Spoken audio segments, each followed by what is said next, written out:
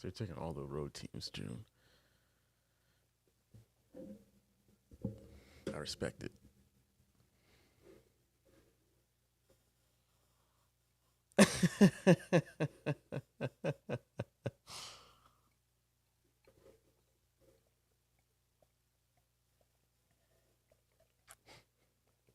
Here we go.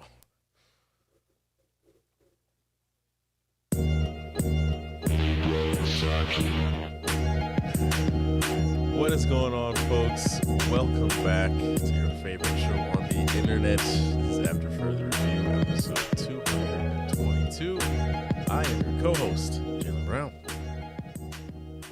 I am your other co-host, Malin Dennis. Your other great co-host, Nestor. And I am your favorite special guest co-host, Junebug Spade. Yes. I love how Jalen and I always just say we're a co-host, and by the time it gets to Nestor, we're doing great and wonderful and grand and Gotta be different.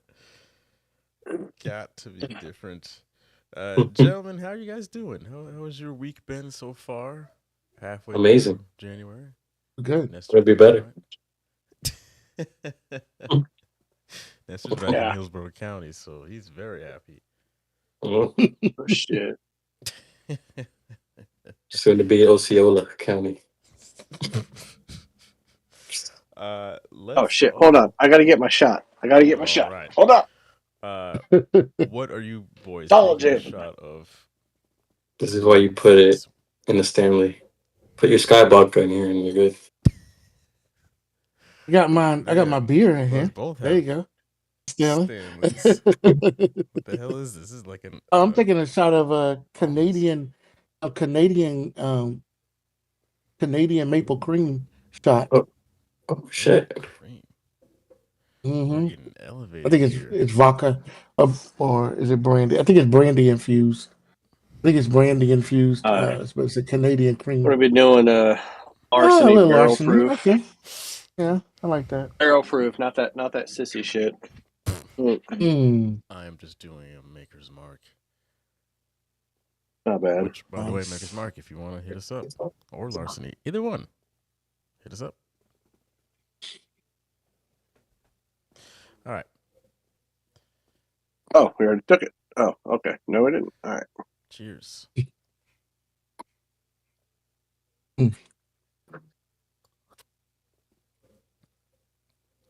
Where was Nestor, sir? What happened to Nestor? Oh, I already did my shot of vodka. Yes, it's Sky.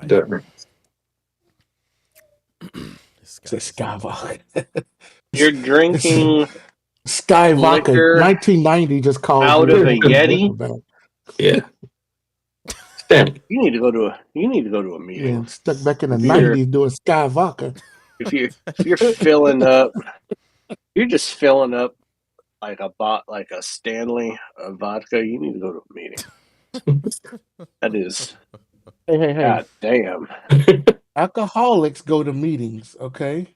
Drunks drink on the internet. I go to meetings.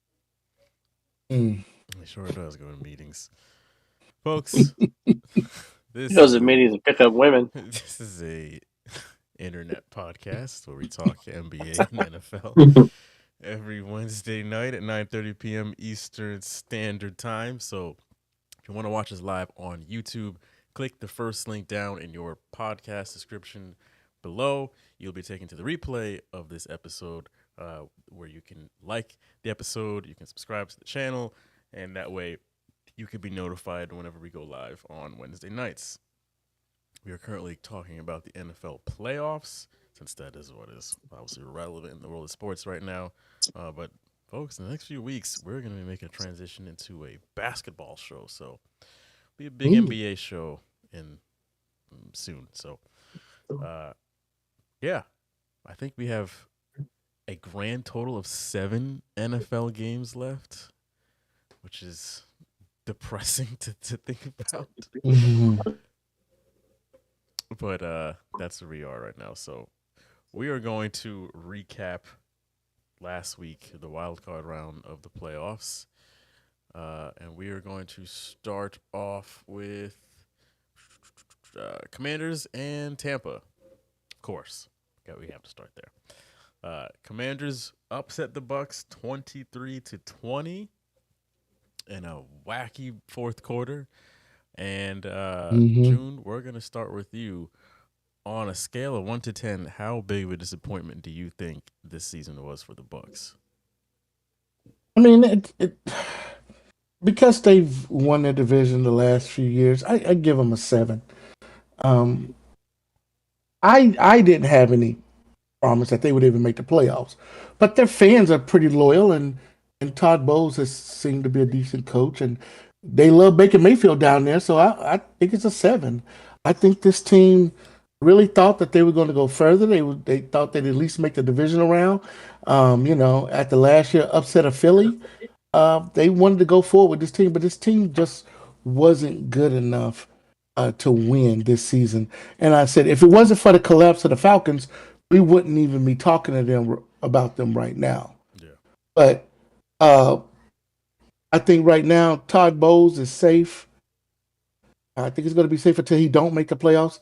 I think the season he doesn't make the playoffs, I think that's going to be his last season. But right now, this guy's safe. But Tampa fans probably looking at a 7. Me, I'm like, whatever. I didn't have them going very far anyway, so. Malin. I don't know, man. I told you during the Ride or Die, I told you in the Ride or Die that this team should win, and they're going to fuck us. Like, June, I know you've seen the movie Lethal Weapon 2, right? Oh, yeah. You remember Pesci talking about how you get fucked in the drive-thru?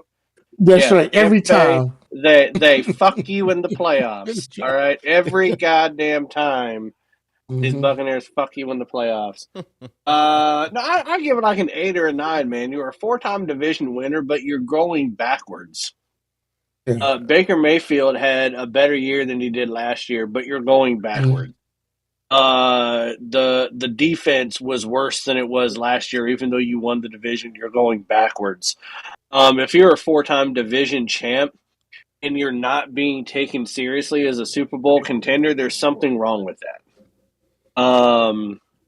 So I would put it as an 8 because they're still sliding, and I anticipate them to slide more next year. If the Falcons were smarter and they started Penix just like 3 games earlier, 3 games earlier in the season, they're probably not even in the playoffs. Yeah. So you let a Washington Commanders team that haven't won a playoff game since 2005. 2005. That was the year of Super Bowl 40, gentlemen. That was a long ass time ago. You let the doink go in, and your season's over. So I mean, you got some questions on defense. You got some questions on offense, man. You needed to go deep into the playbook when you shouldn't have had to with 20 seconds left to get Mike Evans an 11th 1,000-yard season. So do you expect another 1,000-yard season out of him when it took over 17 games and 30 seconds left against the Saints when he should have been kneeling down?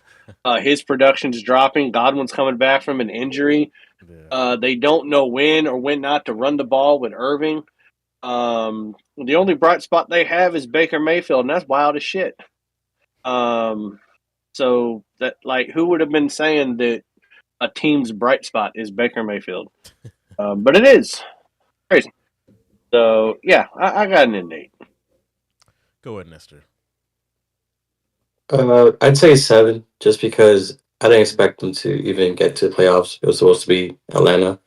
And Atlanta has always shot themselves in the foot.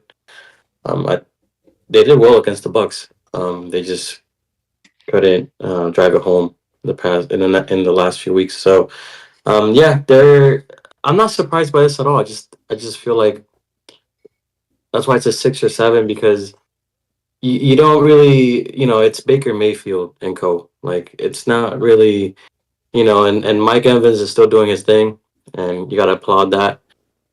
But And yeah, I was actually watching. I don't know. I forgot what it was, but somebody was saying that Baker Mayfield landed into a great situation at the Bucks because you have Mike Evans, you have really good coaching.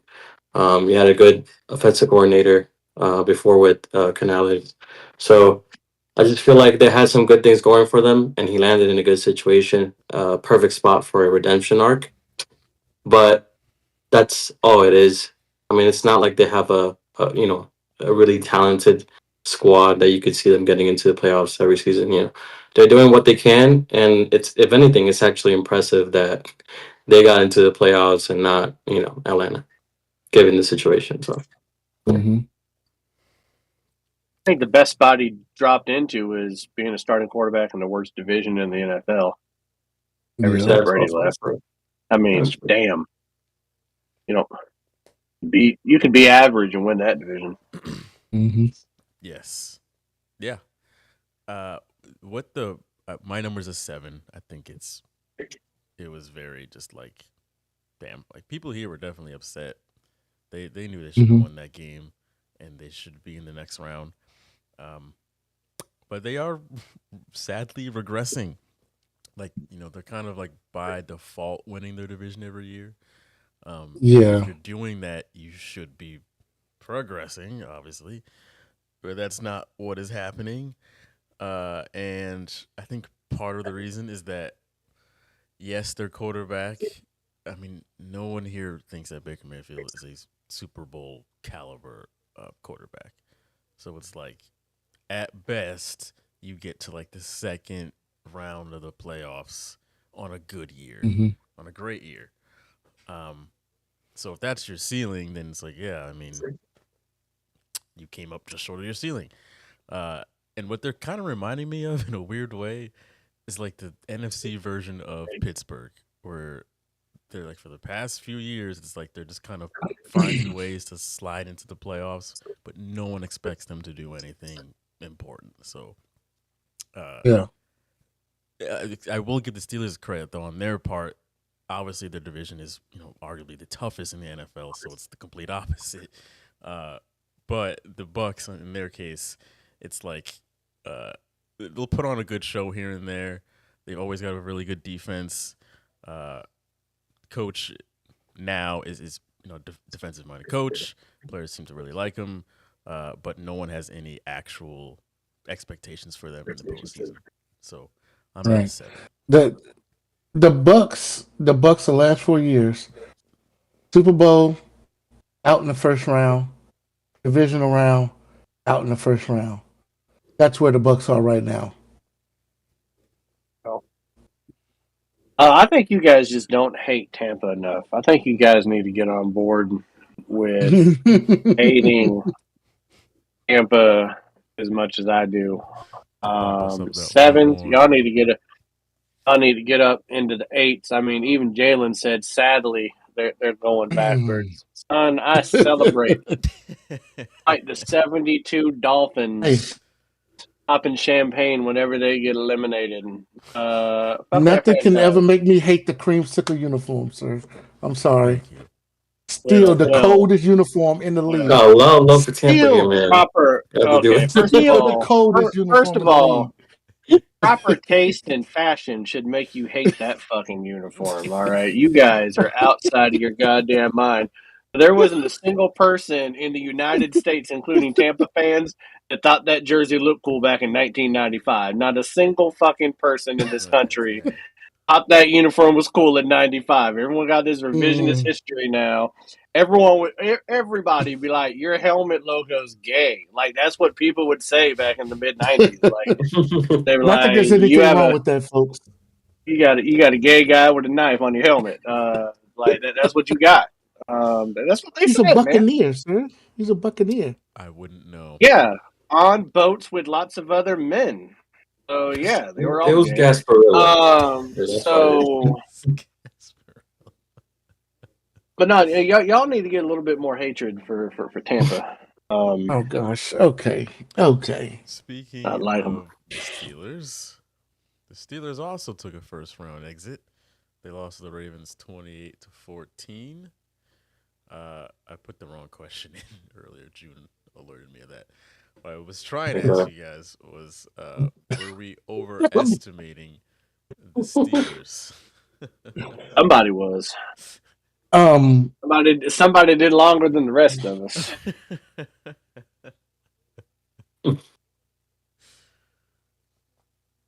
I don't know if we overestimated them, but um, I think we expected a little bit more by the way they were playing and that part of the season. And again, they just started this collapse. And I mean, I didn't even see a lot of injuries their way. They just collapsed. Like this was a total team, and that tells me right there that they lost at the that Tomlin lost his team at some point. When a team just collapses the way they did, and you don't see injuries and and things like that, it seemed like the team just stopped believing in what Tomlin was doing. And when you lose a team like that, it's not long before we see Tomlin probably out the door. Because Yeah. that's what I saw that I saw a team because Russell Wilson actually came in and played very well this season, and this is a veteran quarterback, and he's like, "Hey, I'm going to lead you guys. I can lead you guys somewhere with the talent they have on this team. They did have some talent on this team. They got a very good running back that, for some reason, just stopped running, and they end up making him the second string running back. But the guy just stopped running the ball. So there's something else going on with that team. I got to start with the coaching, and I don't think we overestimated them. I think it was just the team lost focus, and the team lost a little bit of luster that they had. And again, I'm gonna blame it on the coaching situation. I don't know what's going on in that locker room, but it's not good right now. So Go ahead, man. I don't know. I think we bought into it. When maybe we should have peeled back a couple of the layers in the fact that Russell Wilson was completing 55% of his passes during that stretch in which they were winning. And then I think they play like Baltimore, the Bills, and Kansas City in like 3 weeks. Didn't they play all three of them? No, the Eagles and Yeah. they played the Eagles and Baltimore and Kansas City in 3 weeks. Got their ass kicked all 3 weeks. So it's kind of like getting on a bus and you get on, they shut the door, and then you look out and you're like, man, this bus is full of shit. And so you just pull the cord and get off at the next stop. That's what I did. Jalen sat down in it for a couple more weeks before he was willing to admit that we were all wrong. He rode that bus for a few more stops, but we all got on the bus. We can't deny that. We all did. We had an episode right before they played Philly. And we were like, are they contenders? And we were like, they're contenders. And then 3 weeks later, we were like, God damn. Like, I don't even know if they're like, I felt like I was watching the third Batman movie and the whole fucking field just caved in on Pittsburgh. It was that bad of a collapse, man. Thought Bane was going to come out and rip off Russell Wilson's head. Jesus Christ. It was bad, man. 5 straight losses. Was it 5 straight losses? Yeah. 5 straight losses. Yeah. Good God. So, yeah, I don't know. I think they are in the words of Danny Green, we are who they thought they were in the beginning of the year, an average team. They just overperformed a little bit early on. So, Mike Tomlin, instead of being a contender now, he's like the poster child of mediocrity. He's the next Pete Carroll. But hang on until they let you go. You're never probably going to get back to a Super Bowl with them. So, but you'll be relevant, but you won't be a contender. No, right. Nestor, I'm going to go next real quick just because I feel like I should. Yes, I did overestimate the Steelers, to put it simply. I was bought in until I was not. It's not a good sign when you lose the last 4 games, as you're heading into the playoffs and you just are losing games left and right to good teams. Once you're not playing Indianapolis and Tennessee or whatever. It's like, yeah, that's not a very good sign uh, Hmm. that you're playing title contending teams. Yeah, I think they've got a coaching issue. Like, listen, if you got the same voice in a locker room for however many years, it's like eventually it's just time for a new voice. Um, Hmm. Russell Wilson, I think we were all overselling him a bit. We were all dazzled by the deep ball, and it was the deep ball this, the deep ball that, and it was cool to see that he still has it. True. And it was like, that was a cool 15 seconds of fame, but what about the rest of his game? Like, there's still more to it, and I think we that got exposed this last month or so. Um, so yeah, I think I most definitely overestimated the Steelers, and I apologize for welcoming everybody and onto that bus in the first place. But I blame TikTok because y'all talked me into that one to begin with. So go ahead, Nestor. That's why they're getting banned. Damn liars. Yeah. I mean, I always figured they would, if anything, be a first round exit. They're clearly not there yet. Especially when you're, talking about your wide receiver being Pickens. So, yeah, I don't blame anything other than just they've just tried to do a lot with not very much. Like, I don't know why they thought they could do something with maybe Russell and like I said, Pickens and Najee Harris. So they're just kind of gliding at this point, expecting I don't know, do what. But yeah, Steelers fans, I'm happy you guys are eliminated and back to earth. I'll tell you what happened, Jalen. One of two things happened before they played the Eagles. Either Shaq took the Najee Harris jersey out of the closet, or he bought a Russell Wilson jersey. One of the two things happened. Shaq Both. somewhere he either bought the Russell Wilson or he put back on the Harris jersey, and they were fucked after that. But So- here's one more question before we move on about Steelers guys that I got to ask you. Like, do you think they re-sign Russell Wilson? Should they re-sign Russell Wilson? If not, like, who else is out there that you go after if you don't? Like, it's one in the hand is worth more than two in the bush kind of a deal, Yeah. in my opinion. So, I mean, they got a quarterback situation. Justin Fields and Russell Wilson, free agents. Who else is going to be out there? Maybe a Kirk Cousins. You're too average to get a good quarterback in the draft. There's not enough good quarterbacks in the draft. Yeah. Where do you go? Well, they do. Aaron Rodgers. Fields. Oh shit! Jesus Christ! I would love to say, because I mean, something tells me that Minnesota is not going to hold on to Sam Darnold, but I don't think Sam Darnold fits in Pittsburgh anyway. No. Like, that's No, just no. not a good fit. I don't know. That's a really rough one, because I mean, I if I'm them, it's kind of like, well, we were doing fairly well with Justin Fields anyway. So do you go for youth or experience? That's the question.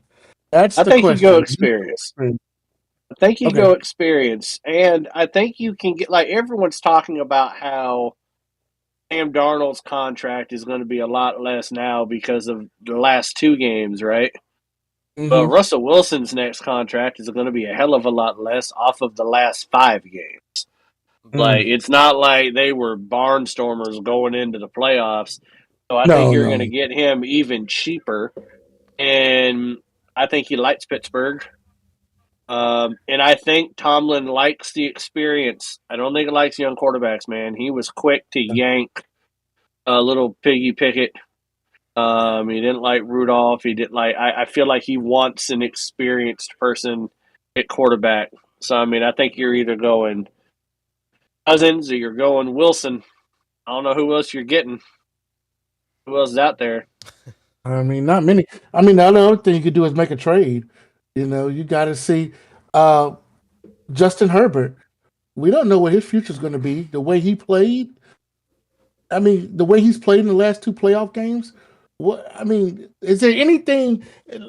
I don't want to jump off topic, but think about Justin Herbert right now. Is it the environment that he in that he cannot win as high a level as people think? Like he hasn't won his division. He's been to the playoffs twice and he's exited out the first round twice. He's only had two winning seasons since he's been in the NFL. You So might as is well it just segue into the next game here. Yeah. Was the Texans Chargers next? No, it was no, it's not. the Rams. They are now. But They are now. but what I'm saying Now is, we'll go. you think about this. Could a Mike Tomlin motivate a Justin Herbert? Could you get a trade with Pittsburgh and the Chargers? Uh, because we know that Harbaugh's he's gonna get a quarterback at some point. He's gonna get a quarterback. He If he don't came feel, but he came because of Herbert though. Yeah. but I think he saw Herbert. He even said when he was at Michigan that Justin Herbert was the best quarterback to come out of his draft. And one of his favorite quarterbacks out of the last decade when he was analyzing quarterbacks. Like that's his guy. I don't see him getting rid of Herbert after 1 year. I think Party has to be really unlucky to throw more interceptions in one playoff game than he did the entire regular season. Yeah. Like some of that is just that's not your day, my guy. And the last playoff loss when they lost to the Jaguars was that coach's name Staley. Yeah. Fucking bum. So he's only had 1 year of a decent head coach, and I don't know that Right. Mike Tomlin can motivate him any better than Jim Harbaugh could. I think they're both great coaches. Now, if Staley was still the coach, I would he needs another environment.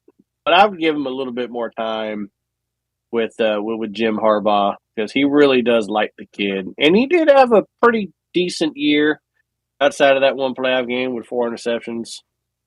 That was wild. Yeah, I agree. Only quarterback in NFL history to do that, by the way. Throw more interceptions than he did in the regular season with playoffs. Yeah. In one play. In the whole playoffs. In the whole playoffs, too. Like, not just 1 year, the whole playoffs.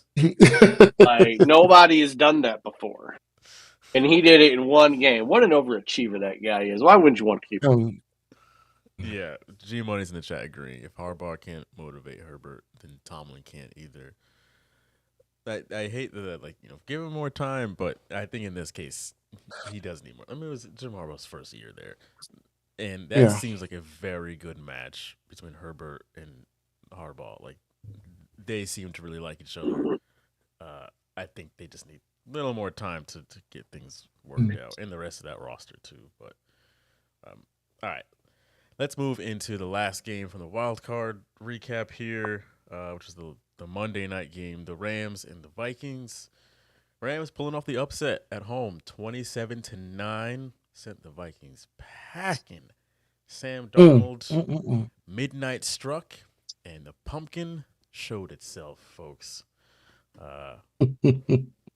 Hey, sometimes you go from MVP to sometimes Cinderella works in reverse.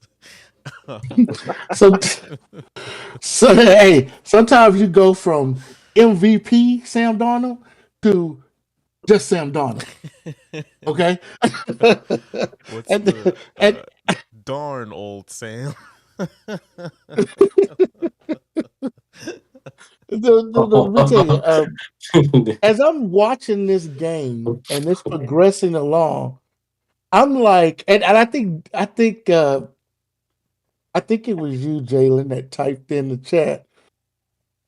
Sam Darnold picked a hell of a time to show up and be Sam Darnold. I mean, it's true. I mean, I watched this game. I'm like, damn, did he have money on himself? Did he have money on the Rams? Because he just looked like crap.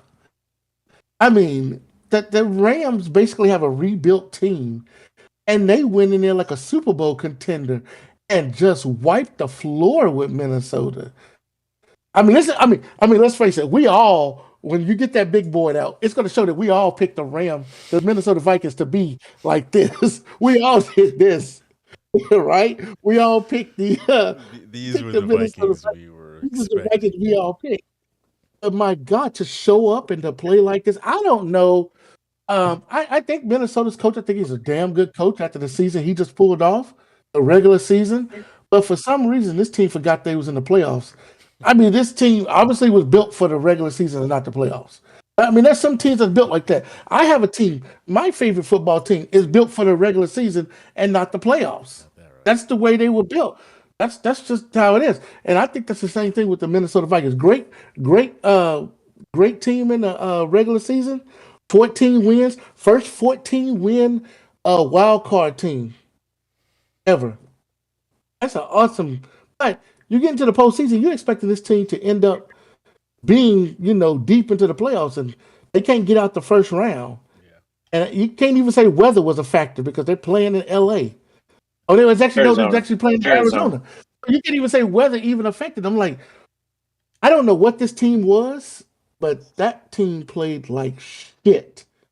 Okay, and also, and I'm gonna say this, and I know it's gonna sound crazy, but I'm not a fan of the Monday Night Football game, playoff game. I think it's stupid.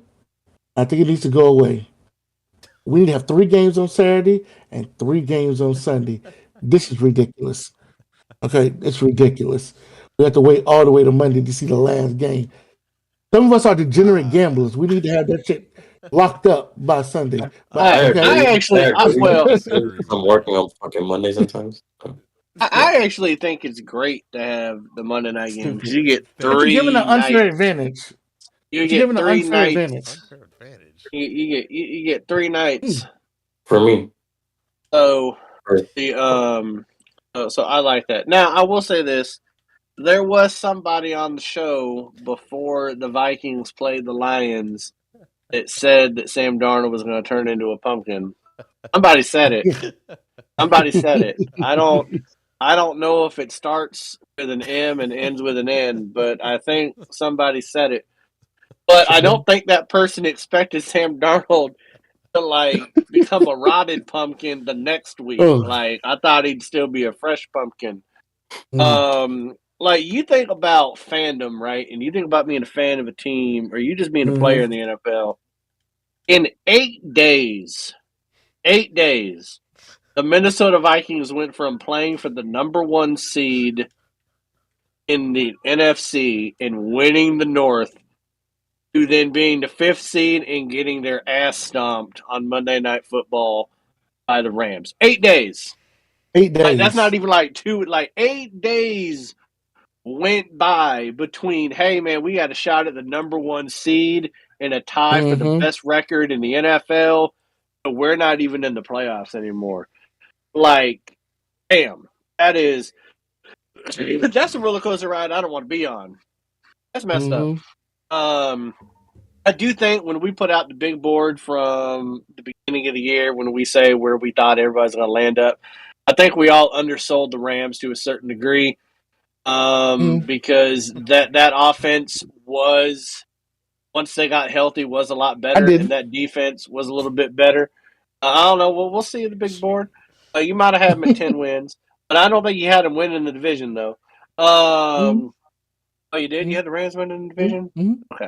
Now I want to see the big board. I want to know if Sheen is lying to me right now. Because that's a pretty good flex if you did. Sir, you did not. Yes, I did. I had him at 11. Okay, we're gonna wait. Why?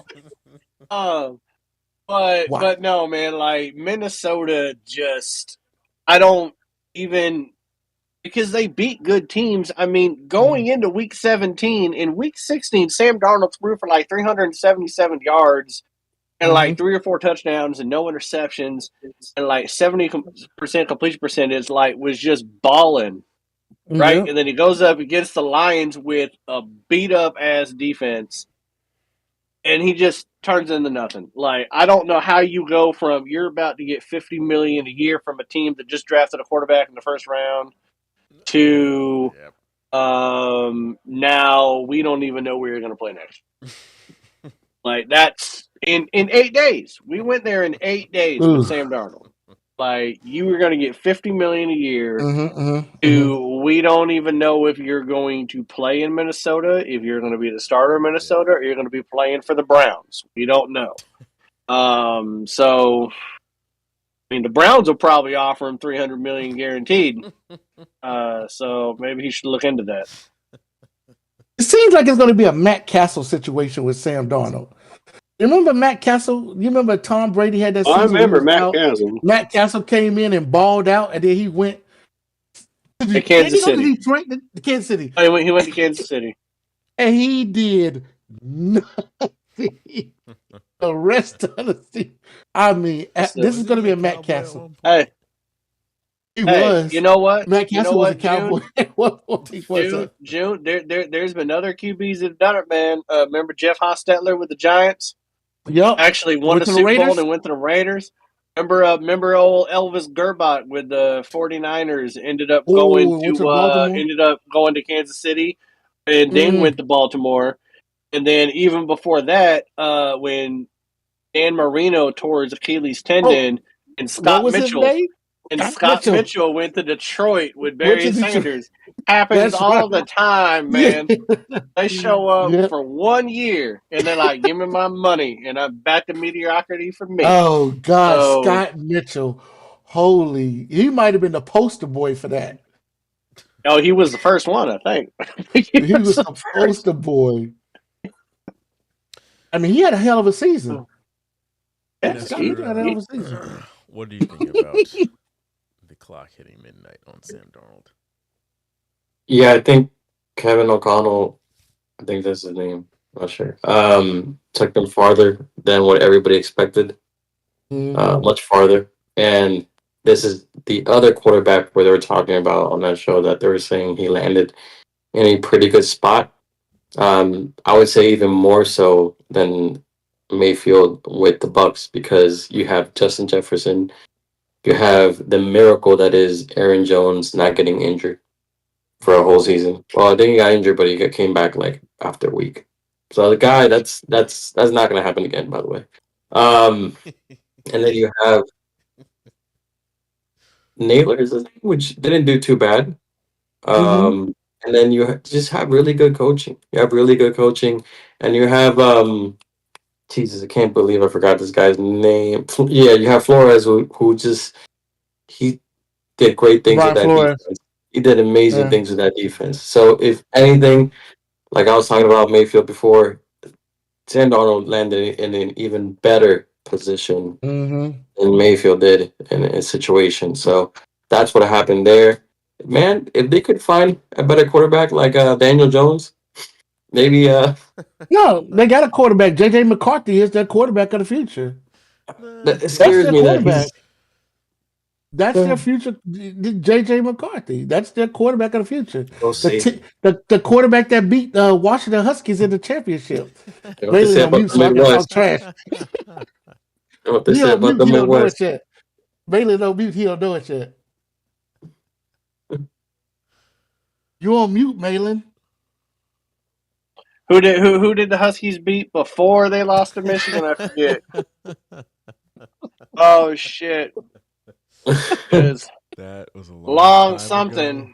Not long. That's a long time ago. I don't remember. Or long and hard. It was long and limp, is what I think it was. I think that was Texas. Long limpies or something. Whatever. You know the crazy thing about everything that Nessie just listed off about Minnesota, though. Galen, you were just looking at the big board. I don't think any of us had them past 5 wins, even with J.J. McCarthy. One of us did, and he's not here right now. Oh, G Money had him with more than 5. He did. Okay, I don't think anybody else did. So I mean, we weren't expecting 14-0 out of this team.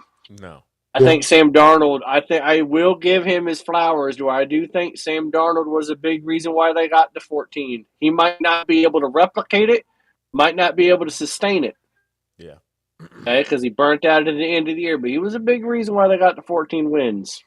Mm-hmm. I just don't think you'll ever see it again No. out of him. Yeah, they I mean, like you said, Malin, the fact that within over the span of 8 days, 2 games, how you go from like he's possibly getting like a huge contract Mm-hmm. to all right, where am I going to be playing next year is just wild. And also with I think even with Kevin O'Connell, like it was about to make him look like one of the best coaches in the NFL had they Mm-hmm. gone on to do what we thought they were going to do. And he still looks like a very good coach, but uh, Yeah, yeah. he, I mean, he was set up to look like a mastermind at this point. Mm-hmm. I do think that part of it, like, was a jinx with the post game from the last game of the regular season when Dan Campbell and Kevin O'Connell met, and Dan Campbell was like, "All right, see you in 2 weeks." I feel like that was like an omen that was set, where it was like, Yeah, yeah. Yep, yep, Green, yep, be yep. careful. Even though it Mm-hmm. was Dan Campbell that said it, so it wasn't like Yeah. the Vikings had anything to really do with that. But it was kind of like felt very NBA when in the NBA it's like the better team always wins because it's a 7-game series. So it's like all right, we'll see y'all in the Eastern Conference Finals, whatever. But in the NFL, it's like Mm-hmm. you can be got because it's just one game. It was one And game. and hey, that's what happened to the Vikings. They were going up against a Sean McVay led team where that dude is a absolute genius, and he Oh just yeah. I mean he put on a coaching clinic against I Minnesota. am so I'm so I can't believe that both of those teams from the NFC North both went out. I thought maybe one, Yeah, but both of them to lose. I'm like, cause I put these two teams on pretty big pedestals. That these are pretty two good teams with great head coaches that can coach and decent quarterback play. But to see them both lose in the first round, and not that they lost, they were beat yeah, down the way that they lost. in the first round. It wasn't like they lost by field goal. You said, "Oh, okay, they lost by field goal because they was on the road." You know Mm, what I mean? They got the home field treatment.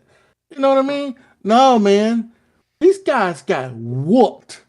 They got mollywopped. yeah, Okay, now, Green Bay played better than Minnesota did because Green Bay's defense did not allow the Eagles' offense to score but 10 points. Okay, mm, they shut the Eagles' offense down. No matter what anybody say, they had, even though Barkley did get over 100 yards, that was on one run. All his yards came on one run. yeah. But for the most part, Green Bay had the Eagles shut down. Their offense was just trash, straight trash that game. And I was thinking of Nestor the whole time watching that game. Like I could hear Nestor's voice, like Jordan Love is sucks. you know, like Jordan Love. like seriously, so I was surprised about that though. G Money is saying that Sam Donald will probably get a 3-year deal for $90 million with $50 guaranteed from the Raiders or another quarterback hungry team. He can always go back to the Jets. Wouldn't that be ironic? Damn. They always But I like come those numbers. crawling back. But I like those numbers that G Money is putting out. That's correct numbers. If you think about that's correct numbers probably for him. Hey, his name is G That's Money. that's yep. All right, let's get to this big board that we've been waiting. I did attach it in the rundown today. I don't know if you guys are able to get it. I'll just put it in the Discord though, make things a little easier. Folks at home, one moment, please. Gonna switch over. Big board, put it in here, and send. All right. Switch it back over. Okay. Put this into here so the folks at home can see this. And we're all on the same page here, supposedly. I don't say nothing. It should be in the general chat. In Oh, Discord. Yeah. Discord. Got it. Yeah, I see it. I'm looking on my phone. Shit. I don't even want to look at it. This is stupid. So, folks at home, these were our picks in the preseason, like in the off season. So, in the summertime, when there's absolutely nothing going on, we predict what each team is going to do record wise, and these were the final results. Terrible. Yeah, they're never. Hey, your good. Cowboys can kiss my ass. Mine too. Shit. Yes. Kiss mine too. Shit. Cowboys. Damn it! I said they're gonna win 12 games too. Damn it! Frustrating. Let's see. Hey, we all got the Chiefs pretty right. There's that. Hey, I was only one off of the Chargers. I was only one off of the Chargers. You were. What was the Tennessee record? What was Tennessee's record? Was I perfect on that? Right now, they were 3-14. Oh, you guys are all correct. Damn, you guys were all right. I was one game under. That's now look, I had the Rams at 11-6. Yeah, I had the Rams at 11-6. Yeah, but you had the Niners at 11-6 too. I did. Now, June, I am going to call you out on something because I tried to call you out on it then, and you didn't want to listen. What's that? Arizona, you picked them to win 2 games. And I was trying to convince you. Oh, shit. That is ridiculous.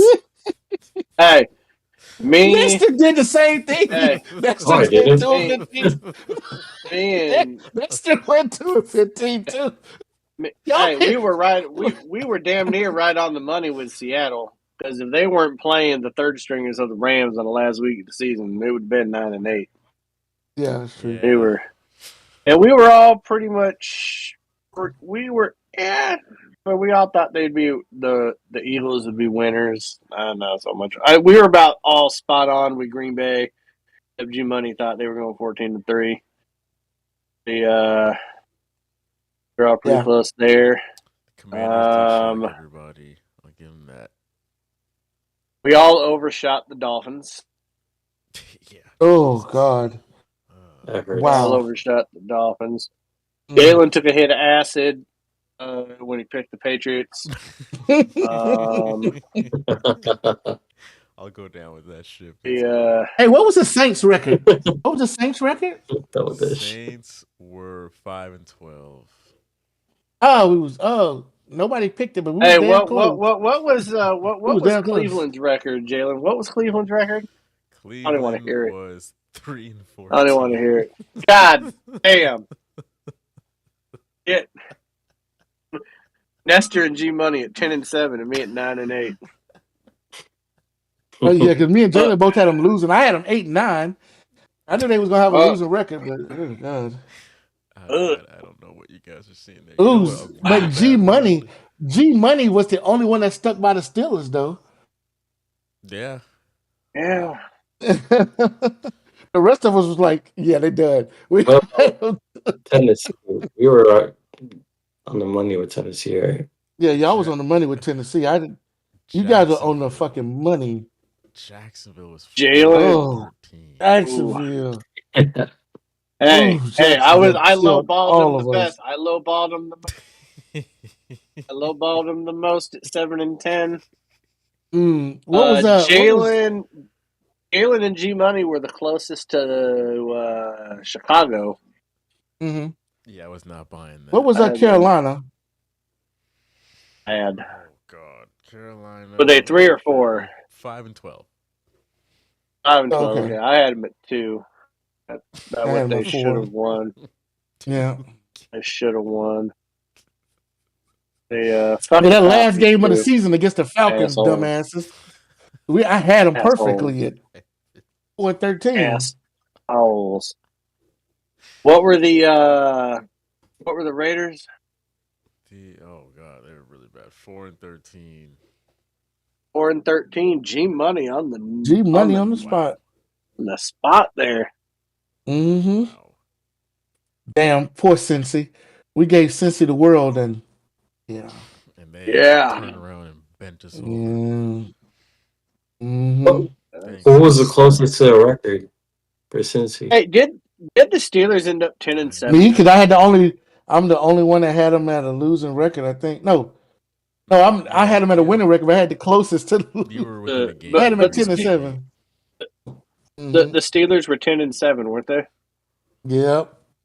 Damn, G Money. G Money hit that one too. G Money, you need to be betting this shit in Vegas, buddy. Yeah, but he also said the Browns would be 10-7. Calm down. Yeah, that is true. That is true. That's true. Yeah. That's true. We're gonna have to.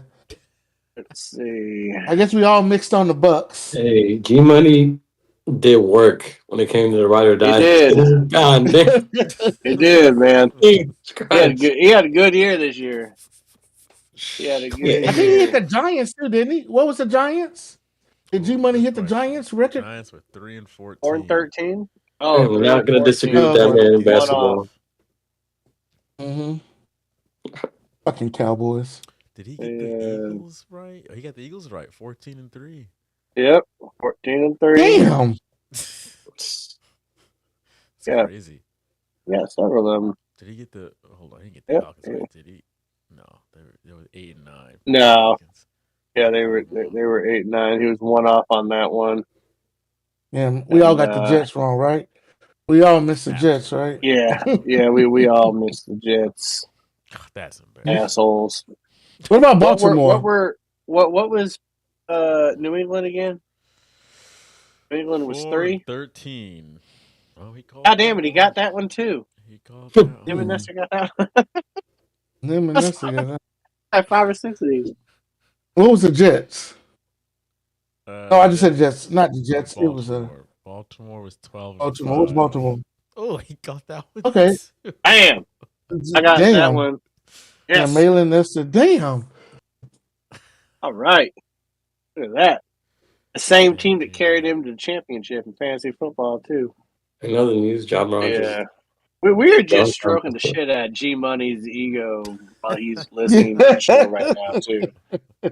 He's pouring himself a couple more glasses of whatever it is he's drinking, but like, that's right, G fucking Money. That's G Money for you. Pretty funny. I mean, while we give him all that clout, he did have the Niners going 14-3, so. That's true. And the Rams going. Well. He almost got the Rams right. He almost got the Rams right. Him and I would have gotten the Seahawks right, like I said, if the Rams weren't resting people. Yeah, man, that Jesus. Fucking foul. Well, all right. Bitch. Hey, that's the big board for you. I'm like lazy. Hey, wait, real quick. What were the Colts? 8-9. God damn it! Yes, got that one. June, you and me, buddy. You got that one. Hey, Money's not the only one getting shit right. That's right. Yeah, I'm the only one. 8-9, yeah. And what were the Titans again? 3-14. 3 and 14. Goddamn right. Me, Jalen, and Nestor got that one too. Yeah. Okay, see, I y'all got that one. can pick the losers. Yeah. Shit out of these losers. We know who they are. Yeah. Goddamn right. Carolina screwed me. I had them at 4-13, and they won that last game. Fucking Atlanta.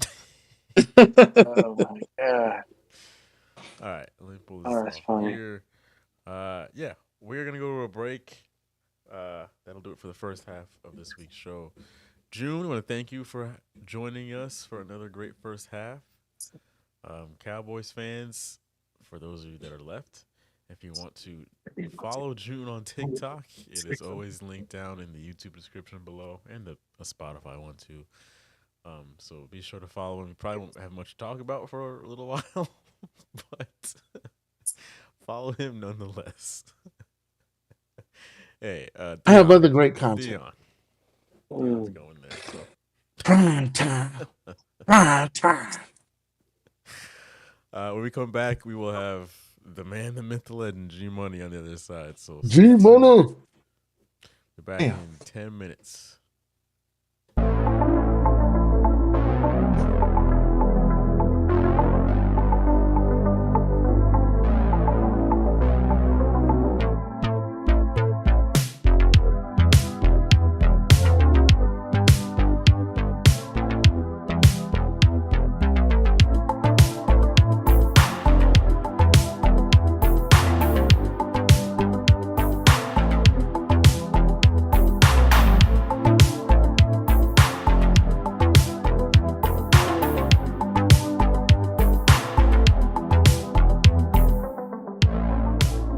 So some people decided to get some hate on my take. CeeDee Lamb, not a top 5 wide receiver in the NFL. Your boy, currently 32nd in the league in receptions, number 10 in yards, 35th in touchdown. That doesn't sound elite.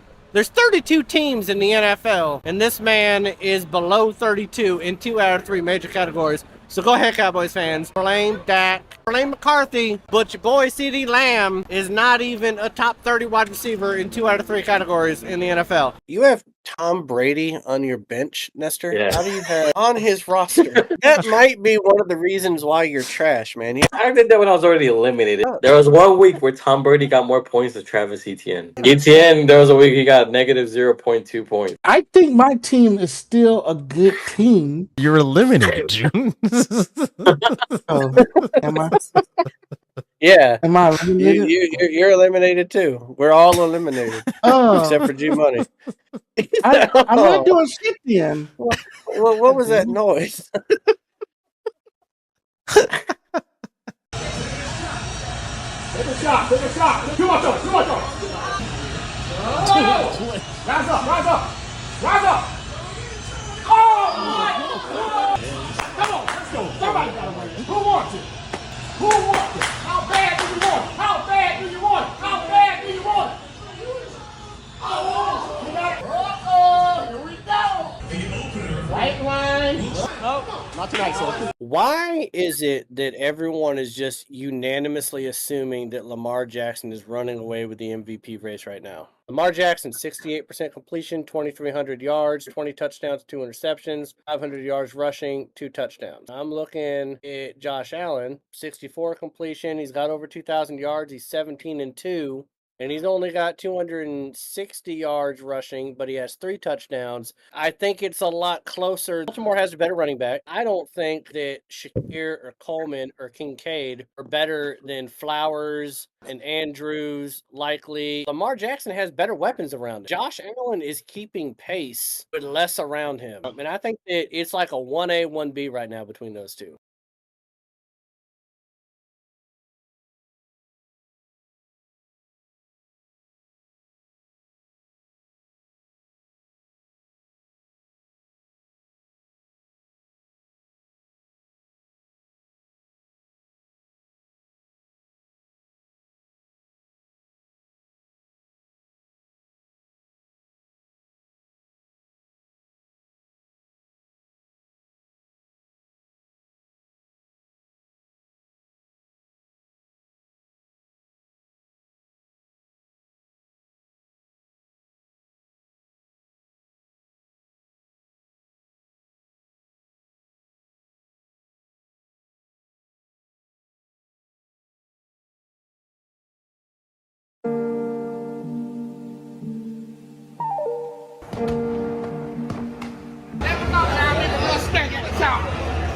Fuck. Well, I just walked 2 miles in this damn stadium. Can I get a Miller Lite, man? Miller. Okay. I like your shirt. It's like $18. We're Road G, seats 21, 22. And LSU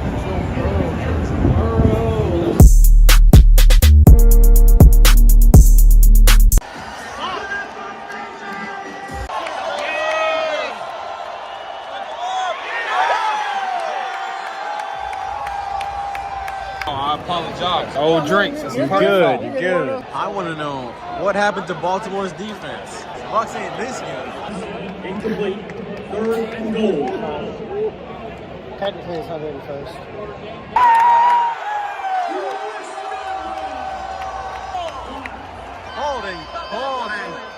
shit back. You're a wizard.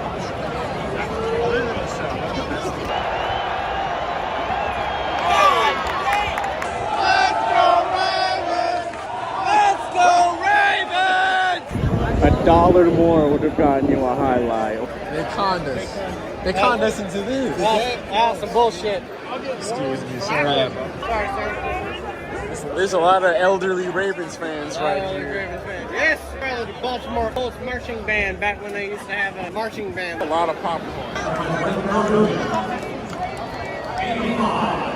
Well, there goes our points. There goes our points. Why are you so mad, man? He's so angry.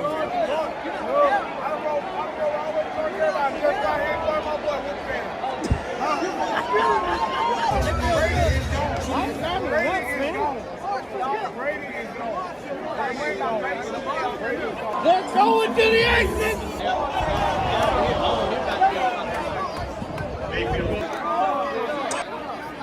Henry on the carry, held down by Levante David.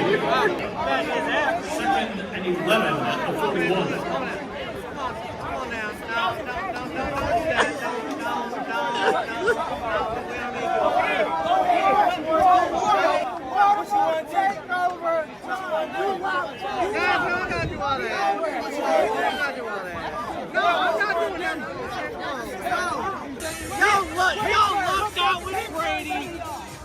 You lucked out with Brady. Three. That shit don't matter. Let him So you bet me 4-3? Yeah, we 4-3, and we gonna win our division. Y'all will not. No, you're not even number one. Atlanta way better than y'all. You crazy as fuck. Aaron Rodgers.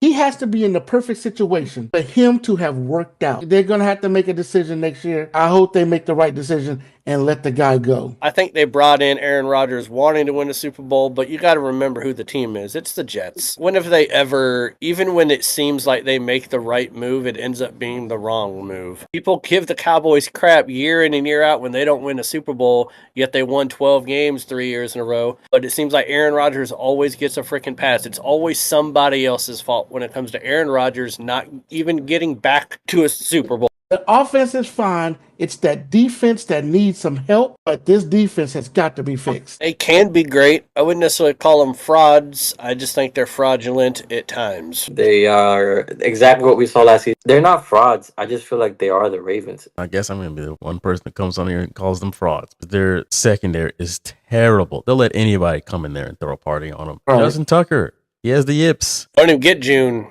going on that Ravens defense going up against Kellen Moore offense. Kellen Moore had a first grade math workbook as his play calling sheet, and he ran circles around. It's like the Bills in the 90s, man. People don't realize that the Bills and the Dolphins pretty much played every year for the AFC Championship game and played for the AFC East, and the Dolphins always lost. It was in their head, and that's what it seems to be now. It's just in Tua's head. Tua needs great people around him for him to be great. Josh Allen makes other people around him better than what they are. And when you have a quarterback like that, you're going to beat the quarterback that needs the people more often than not. Buffalo is the standard still in the AFC East right now. The Dolphins defense cannot contain Josh Allen. Just looking back the past couple years, this past game, he threw for 235 yards. When they played them earlier this year, only 139 yards, but that was game 2 and went down, and they just ran the ball all over the Dolphins. Playoff game, 359 yards, 320 yards, 304 yards, 400 yards. He is and everybody torched can them. continue to laugh at me when I say that the Lions are better. No, Come on, dog. You got to let that shit go. Hold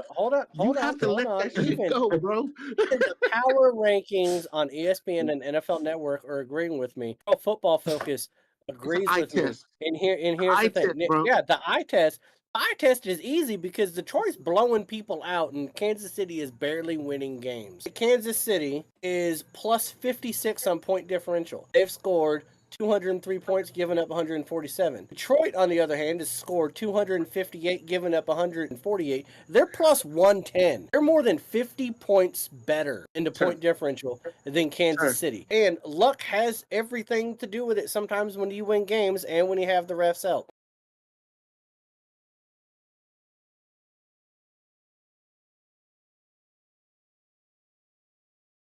I love that TNT broadcast.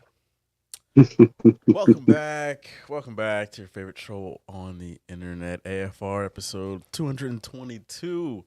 We are joined by the one, the only G Money. Gentlemen, how are you all doing? Because I'm doing damn good. All right. Yes, you are. You know, I would just like to say that G Money just needs to take a bow because not only was he the best of Ride or Die in 5 in the football season, he won the fantasy football season, and he got more teams correct on the big board than anybody else. So it's only fitting that he's wearing an Oxford sweatshirt right now, even though I don't know that he went to Oxford. But he should have. That big ass ball brain of his is smart as shit over there. So when we do this second half toast, man, when we do the second half toast, we are doing it the big brain G Money. He's getting everything right. Cleaning up. And he married my mom, so plenty of good decisions for G Money. Here we go. Raise him on high. That's from making a lot of bad decisions previously. That gives me hope. Jesus Christ. I swear to God, I thought he was about to say that everything he did this year was to make up for the bad decisions. Oh my God. Oh my God. Oh my God. Oh my God. I was like, he's not about to make that joke. Oh man. Oh no. That's good. Folks, we are going to get into the news here for the week. And June wanted to stick around a bit because the first thing on the news is the fact that his head coach lost his job a few days ago. And he'll get a new job. He'll be somewhere else in the NFL. But June, we will start with you here. What do you think about McCarthy being put out as the Cowboys coach, or however they phrase it? They agreed to part ways. He's no longer the coach. They agreed to part ways. Yeah. And I know G Money said something about this earlier with the whole why they didn't let him go see Chicago thing. And I was listening to a Dallas podcast earlier this week and listening to the ticket in Dallas, 1310, the ticket in Dallas. And they was talking about Jerry. The reason why he didn't let him go talk to Chicago before is because Jerry's a businessman. He was trying to keep that price low. And if he goes and talks to Chicago and they give him a price, then now Jerry's got to try to match that price at the time. Jerry wanted to keep the price low for McCarthy. And I think that it was a business decision to let him go. I think that's what it came down to. I think it was Jerry's fault that we had a bad season because Jerry did not give that man he took away a lot of his tools that he had last year. He didn't replace Biotish properly. He didn't replace Tyron Smith. He got rookies to go in there, and you can't put too many rookies on the line like this, especially in the division that we were in the NFC. You saw what happened when we played against a pretty good defense. Well, they were pretty good at the beginning of the season. New Orleans, they smashed us. Okay? So, Jerry made all these bad decisions last year. He tried to be cheap, and it came back to bite him in the ass. And, of course, Jerry's just said, well, I had to pay Dak, and I had to pay CD. Bullshit, you did. You didn't have to pay them. Not this year. You didn't have to pay them this year. You could have waited. You could have talked to him. You could have brought him in and said, look, we're going to pay you guys, but if we want to win this year, then I got to go out and get some guys. Now, guess what's going to have to happen next year? And I mentioned this on my last TikTok. What's going to happen this year? Now, Jerry, to not look like a fool, because McCarthy's going to get another team, and he may make the playoffs with that other team. Guess what Jerry's got to do this year? He's got to over damn spend. Of course he is. So Yep. it's the classic for Jerry. You fuck up one year and you want to underpay players, and look what you got to do this year, Jerry. Now you got to overpay. So now he's got to overpay for all these players. And guess what? If it doesn't work, and we get bounced in the first round, we're not going to have no money for the next year. So Jerry has got himself into a bubble, and I don't know if he's going to be able to get out of it. And I'm scared that this team's window is going to close, and all these players are going to get old, No. and we're not going to have nothing for the future. And it's going to be like it has been for the past 30 years, Jerry Jones' damn fault. Well, first off, like I thought that June was staying on because he wanted to talk about Joey Taylor putting out, not McCarthy being put out. I got Hey, don't be talking confused about my with the next rundown. ex-wife. Don't be Got talking about my confused next about the ex-wife. rundown. Next I would like to point out, I would next wife. You better look behind that curtain again, Jude. Yeah. Better hope your wife isn't listening to this podcast. So here's the crazy thing about the Cowboys, is that I felt like Jerry Jones, like you said, he was trying to do a business thing. He was trying to keep the price low, just like you said. It ended up kind of blowing up in his face a little bit because now the Cowboys are in other than on all these coordinator and head coaching position interviews. Everyone's already set up interviews with all these other teams. I would like to say, June, and I know this is going to bother you, but both Kellen Moore and Dan Quinn are still in the playoffs right now, and the Cowboys are not. So I also think that not holding on to coordinators, as much as you hate them, and you're not surrounding McCarthy with the coaching staff, don't look around for your wife now. Kellen Moore, okay, and Dan Quinn are still in the playoffs. So here's my hot take, okay? Here is my guess for who the next Dallas Cowboys head coach is going to be. You ready for this, Jude? I'm listening. You in for it, man. Gruden. Y'all gonna get Gruden. Gruden is gonna be your next coach. What NFL owner would not give a shit about any past racial goddamn things that this man has? And he wanted him before. But he didn't get him because he held on to Garrett for too long. I think John Gruden is going to end up being the head coach of the Dallas Cowboys because Belichick is already a Tar Heel. And I don't think Ben Johnson is going to go to that team. I think it's going to be somebody like a John Gruden who has kind of resurrected his profile to a certain degree with Barstool Sports, man, to where he's out there, getting some publicity about it. Cowboys are crazy enough to do it. You ever see John Gruden on the sideline again, it's going to be the Dallas Cowboys in 2025. And if it happens, that's better than anything that G-Money picked on the I think they're going to hire Jason Witten, former tight end for the Cowboys. Jason Witten will be their next head coach. I know he's been flirting with Neon, but Deion's going to stay in Colorado because it's like, you were fucking crazy, Jerry, when I played for you. You didn't get any saner. You didn't. And as far as spending money, what free agents out there offensively are they going to go after? I mean, you had your shot at running backs, and you decided they were too expensive, so you weren't going to do that. And geez, I don't know, having Saquon Barkley in the backfield or Henry in the backfield, tell me you don't win a whole lot more games. We won't. I mean, the O-line that are available in free agency, most of them, even though they rate out really well, they've also been injured a lot. So I would say if you're going to go somewhere, you're going to go in the draft. But he doesn't draft well. I mean, what he should do is hire a really good head coach and a good GM. And there are a couple of GMs out there that are really good as far as drafting goes. But that's not Jerry.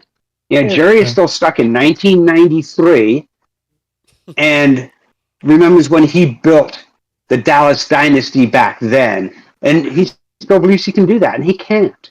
It's passed him by. He's an analog man living in a digital world. I mean, first of all, if he does draft Jason Witten and he doesn't get fired after the first year like Jared Mayo, people should be crying racism for what the Patriots did to Mayo, man. Because I'm pretty sure that Witten's going to have just as bad of a year. And I will agree that I don't think it's that Jerry Jones doesn't draft well. He doesn't draft well consistently enough because the talent he does draft, because he does draft talented people. Problem is that when it comes time to pay all the people big money that he's drafted well, on the other drafts after those people, he drafted like shit. So there's nobody else to like. You can't. Like, there's talent on the offense, but they're always so heavy loaded that all the money goes to 5 players and they haven't drafted enough depth in other places. So either your O-line's great, but your wide receivers are shit. Or now your wide receivers are good, but now Ezekiel Elliott is past his prime. Like, he's never been able to hit the total package at the right window when it comes to talent. Like Diggs and Parsons were good, 2 years after the Cowboys went 13-3 that one year, and he's just never been able to put the full roster together. He's not consistent in that manner. He's always 1 or 2 drafts off when he has to start signing people to big money. And then when he signs people to big money and then you need the draft to hit, that draft doesn't hit. And then it's like, well, we wasted the money on the people that we spent money on, and it looks like that for 2 years, and then bam, we're going to have a breakout season. And then you're like, well, shit, we don't want to lose this person. Let's pay him again. So, I mean, he's just not consistent enough at the GM position. And the older he gets, the worse he gets. The worse he gets, and now he's trying too hard, and he's trying too hard, and he's trying too hard now. And I said on the TikTok I made the other day, we're gonna have to find a coach that wants to win in spite of Jerry, instead of what Jerry can do. Well, okay, here's that's the only coach you're gonna find, a coach that can win, not because of Jerry, but in spite of Jerry. Yeah. And that's the attitude he's gonna have to give the team. But June, how do you do that when Jerry's the problem? Because we're just talking about Jerry in the draft, right? On the times where he doesn't draft well, why is he not able to get big free agents to come to Dallas? Because they know the organization's wild. And they know the owner is more worried about his own podcast. Like, name a free agent acquisition that the Cowboys have made over the last 4 to 5 years that has made a huge impact. It's all through the draft. They're not consistent in the draft. So they can't even fill needs through free agency because no one wants to go there. No, and that's a problem. So, and it's a problem. I mean, that's a problem. That's why I said Jerry's going to have to overspend. He's going to have to overspend to get those guys this year. Like Devontae Adams is going to be a free agent. You know what I mean? He's going to be a free agent, but does he want to come to Dallas? The only way you're going to get Devontae Adams to come to Dallas is to overspend on him. So that's what I'm saying. Jerry Jones is the NFL equivalent of Phil Knight with University of Oregon. Mm-hmm. He'll spend the money where he can. If he didn't have a salary cap, I swear to God, he would spend beyond measure to try to win a Super Bowl because he doesn't give a crap about what he leaves his kids. He just wants to host another Lombardi. He just wants one more for himself. He's like, I don't care. It is, I don't know. He's crazy. Last news story. Let's hit this Deshaun Watson story. He tore his Achilles again. Ooh. Which is, it's just really unfortunate. I don't know how, but had surgery again, and at this point, he's going to miss a large portion of the 2025 season. So, situation went from bad to worse out in Cleveland. So, what you guys couldn't have happened to a nicer person. Oh no, man. I think the draft is different now. I'll say that. I'll keep it short and sweet here. I think the draft is different because Cleveland is picking in the top 5. Are they not? Are they top 5 or Number top 2. 6? They're number Number 2. 2. Okay, yeah, number 2. I think all of a sudden you're in play for quarterback because just like G Money has said many times on the show, and G Money and I have talked about it a lot in private, like Denver and even Seattle have shown that you can get rid of a quarterback you're paying a shit ton of money to and eat some cap space and pay someone cheap like Seattle paid Geno Smith cheap that first year. The Denver Broncos with Bo Nix paying Russell Wilson a bunch of money. If you hit right in the draft, you can make it work and you can survive and you can get past it. I think that when they restructured the contract, it made it seem like they were going to be out of the QB market for next year. But now that you've done it twice, he's injured it twice. I think all of a sudden Cleveland is at play for quarterback. And I think it really muddies up those top 5 picks. Right. I think a lot of people are anticipating them not drafting a quarterback. So, yeah. Can't feel bad for him, though. What do you guys think?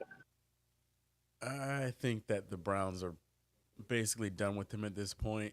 I was also reading a story that Deshaun Watson kind of changed up a lot with the offense.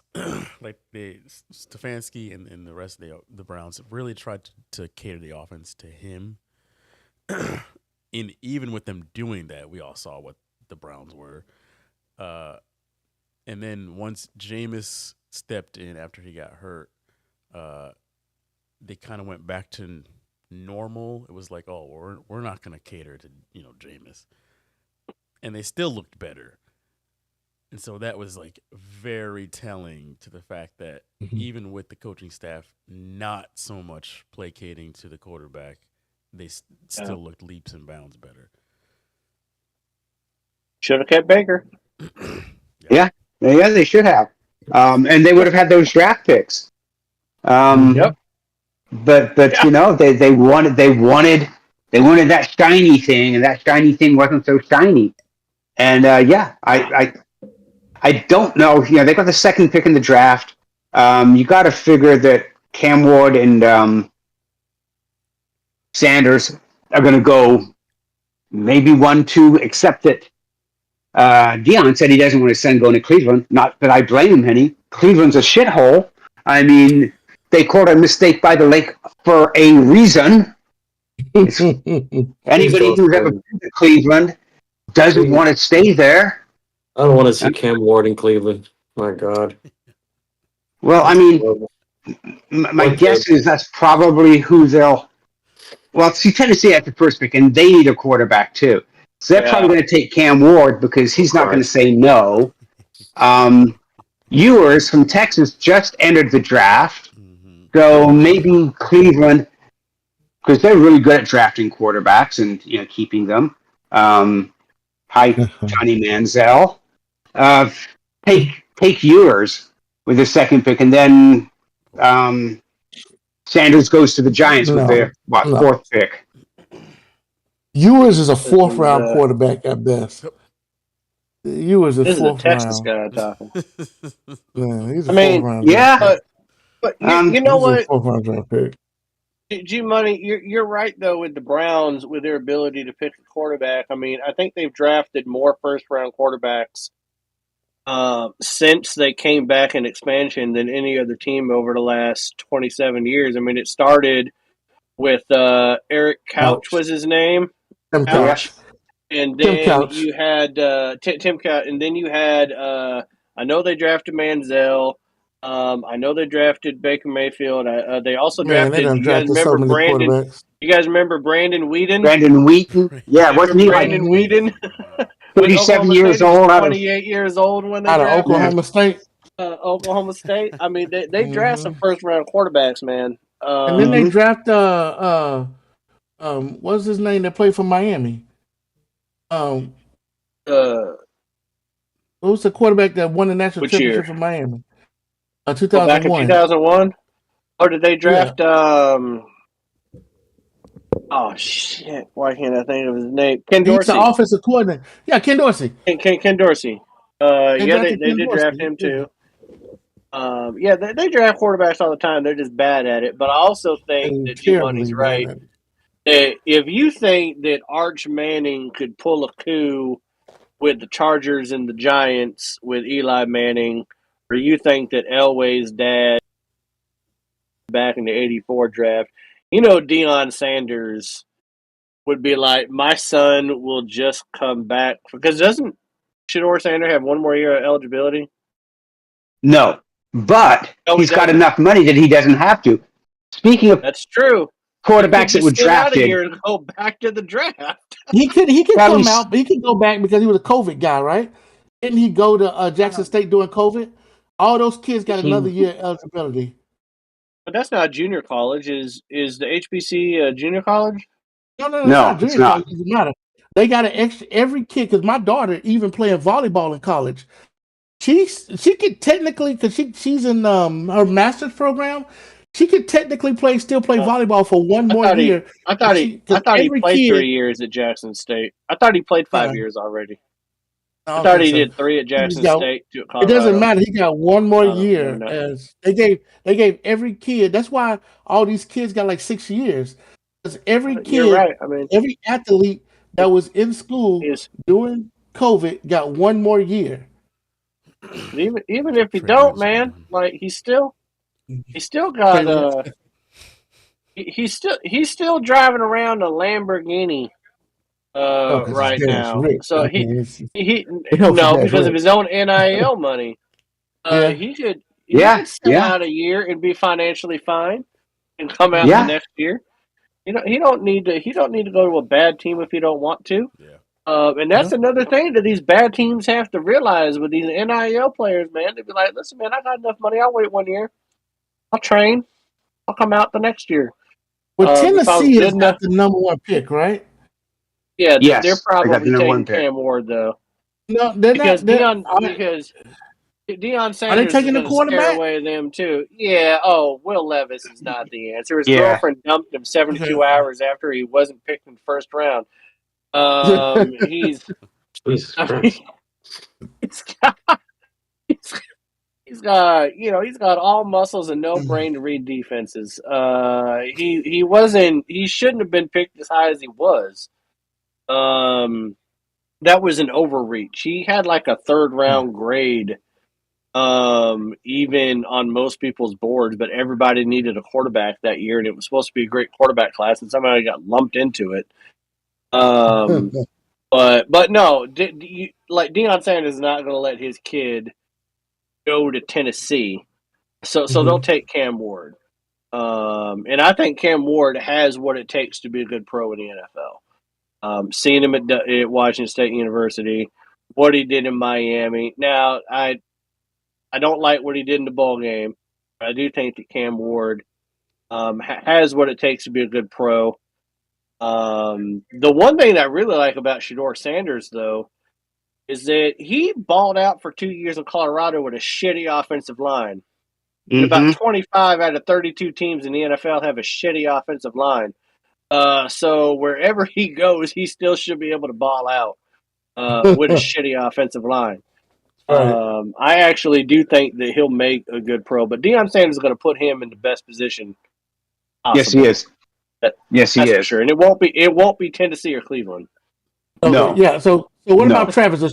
So you don't think that Tennessee's gonna take Travis number one?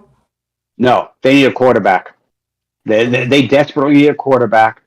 And if Dion has already told teams that don't draft my son because he's not going to play there, Yeah. and either you do either one of two things. You either trade that number one overall pick to the Giants, the Raiders, a team that Dion has said that's where I want my son to play, and then get more Okay. draft picks. Right? I mean, don't waste the Right. pick.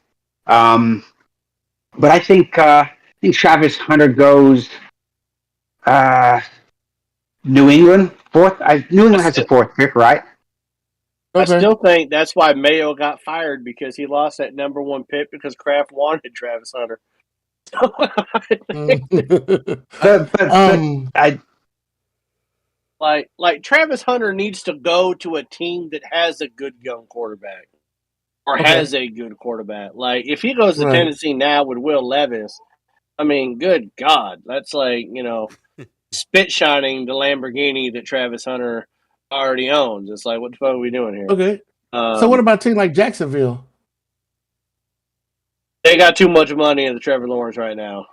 They just signed him a year ago, didn't they? They just gave him the Yeah, but contract what I'm last saying is, offseason. could you see them jumping up to go get Travis Hunter? I don't think they're smart enough to do it. I don't even know who the head Yeah. coach is going to be. They don't do smart things. Who's their backup QB? Who? Who's Jacksonville's It's backup?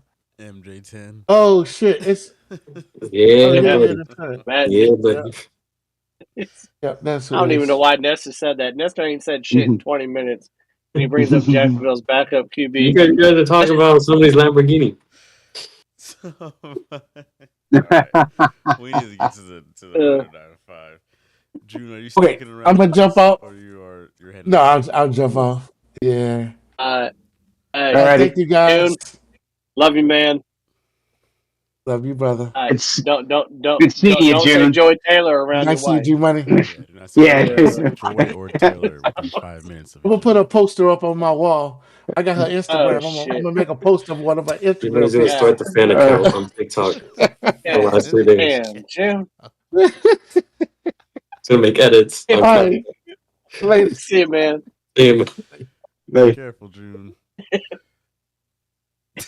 If only the audience could have seen what June was doing during the break when we were talking about that. That was funny. Oh, God damn. That was hilarious. All right, ride or die. Let's go, baby. Let's get into the divisional round of the playoffs. Last week, Fuck these playoffs. we all went 2-3 with all of our picks. June went 1-4. Just thought I'd throw that out there. So not too hot, but could have been worse. I'd also like to point out the only one that June won was the one that he picked differently from us, wasn't it? Because he picked differently one time, and I think that's the one he picked different. No? He picked the Packers. That was one he picked different. Oh, He paid for okay. that one. I will say that there was only one. There was one game to where we still picked the winner. We just didn't hit the spread. So Yeah, that's true. that sucked. So we all picked Baltimore, and then no, we picked the Steelers, right? But we all Yeah, thought we picked the that Steelers. Baltimore was going to win. Yeah. We were like, We God just damn didn't it. think they would cover. Yeah. I was like, That God. was that was a game where Pittsburgh's defense stayed in Pittsburgh. Yeah. I mean, I think Tomlin's jaundiced eyes ass stayed in Pittsburgh too, man. That man looking more like a Martian every single fucking year. The colder it gets, man, the more his eyes get sunk in. It's fucking crazy.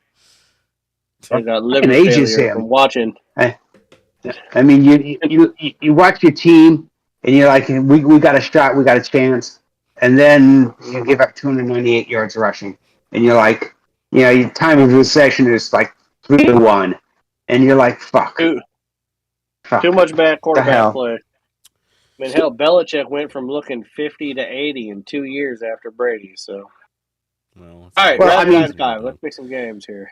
Let's get to the first game of the Yoffs here.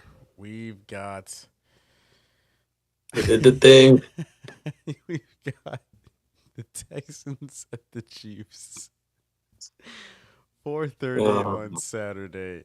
The Texans are 8.5-point underdogs going to Kansas City. G Money, we will start with you. What do you like here? Kansas City. Mahomes is not Justin Herbert. He's not going to throw 4 picks. And I think the Texans defense probably played the best game of the season last week. And I don't think they replicate that. I really don't.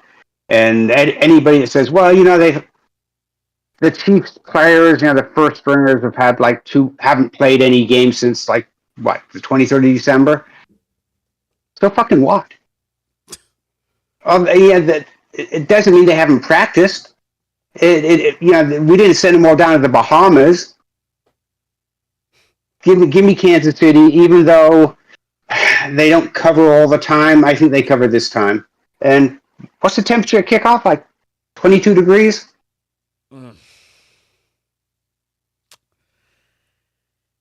Yeah, I'm going to agree with G Money here. Listen, the Texans really did not impress me against the Chargers. I feel like the Chargers just lost that game. I didn't feel like the Texans really did anything to go, look like a great team and then win.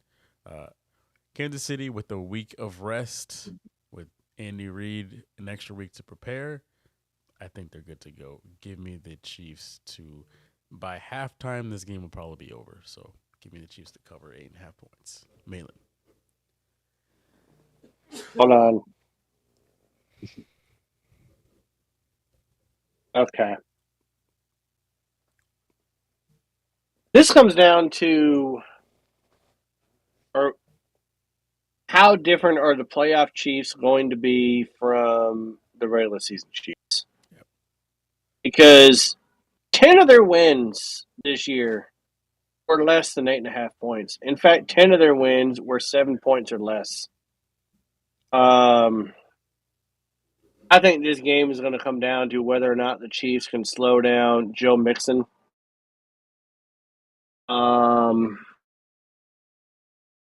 I think the Chiefs are going to win, but I don't think they're going to win by 8.5. They might win by a touchdown, but in order to win by 8.5, you pretty much need to win by double digits, and I don't think they're necessarily going to do that. I'm actually going to take the Texans to cover the 8.5 on this one.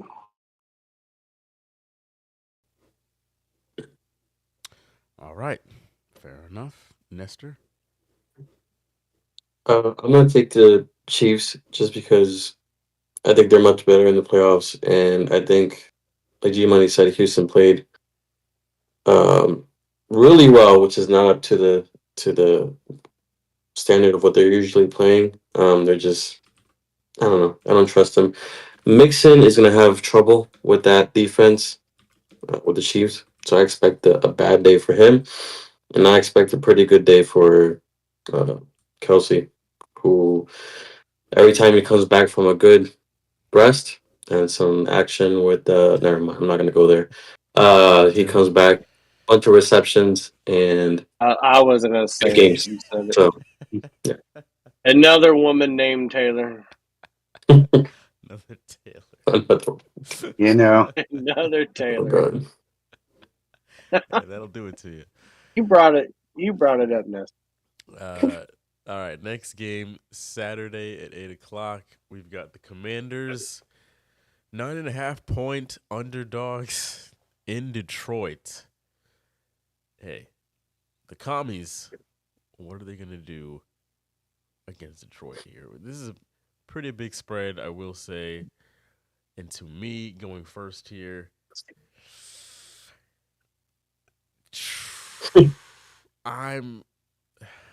I've got my pick here, but I don't know if I want to stick with it.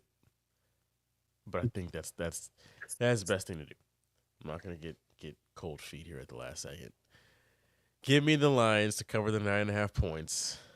They're at home. They are rested. They are ready to go. This is the team that is going to represent the NFC in the Super Bowl. The Commanders needed a Buccaneers fluke in order to get to this game. They should win this game by double digits once all is said and done. So give me the Lions to cover. Go ahead, Malin. Anytime that the Lions over the last few weeks that had to play some decent offenses outside of Minnesota, because that's Minnesota, so don't hate me.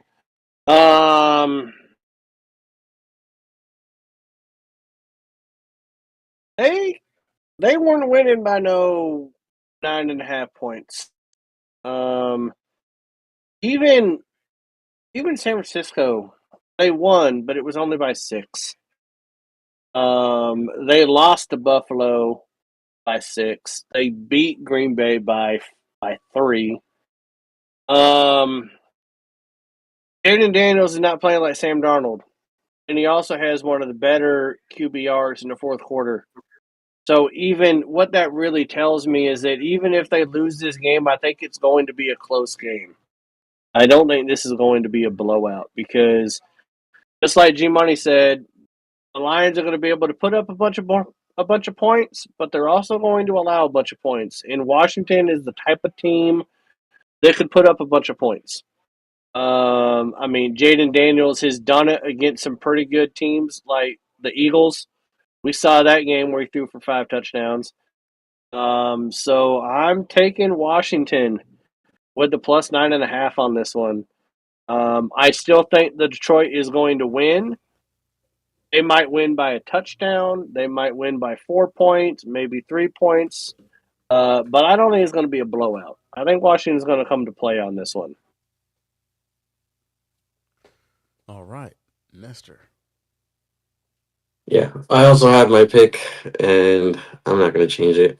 I think this is going to be, I don't like to say correction, because this has been a great year for the Commanders and a great year for Jane Daniels. But I don't mean, I see them losing by 10 in this one. I just think Detroit's going to come out guns blazing. And the usual, Jane Daniels just shooting missiles and all those rushing yards, it's just not going to work here as it has worked on other teams. So give me Detroit. G Money. Yeah, the interesting thing here is when it comes to fourth down and coaches going for it on fourth down, right? So we know Dan goes for it on fourth down, but did you know Dan Quinn went on it more times on fourth down in different areas of the field than Dan Campbell did? And Dan Campbell only converted 25%. Dan Quinn converted 44% of his fourth downs. Nice G Money.